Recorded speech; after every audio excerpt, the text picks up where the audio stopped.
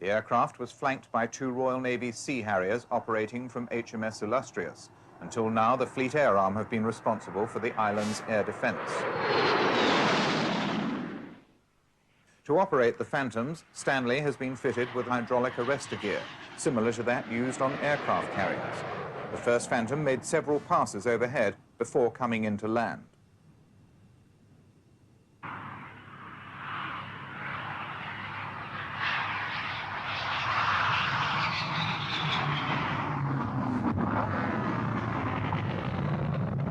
The arrestor gear stopped the fighter in 700 feet.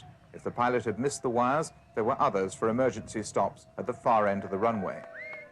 The flight from Ascension Island involved refueling each fighter 7 times to keep the aircraft capable of diverting to South America if necessary. The RAF wouldn't confirm which diversion fields were available. The assumption is they're in Brazil, Uruguay and Chile.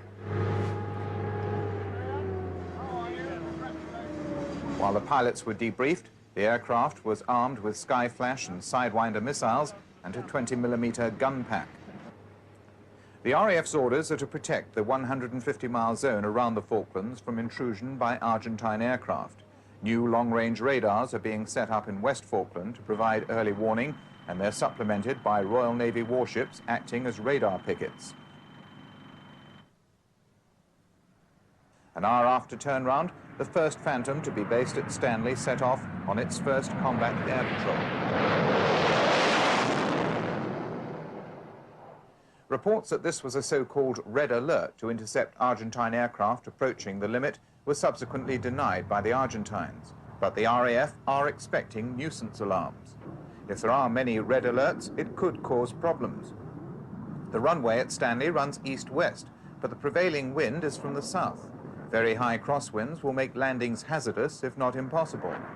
In an effort to overcome this problem, the RAF have based Hercules tanker aircraft at Stanley to provide emergency refueling if need be until there's a break in the weather. The arrival of the Phantoms means Britain can now deal with any Argentine aircraft, including supersonic Mirages, any time, day or night, in virtually any weather. But keeping them here requires a huge backup effort, and that's expensive. It's just one more item on what's becoming a very large bill for defending the Falkland Islands.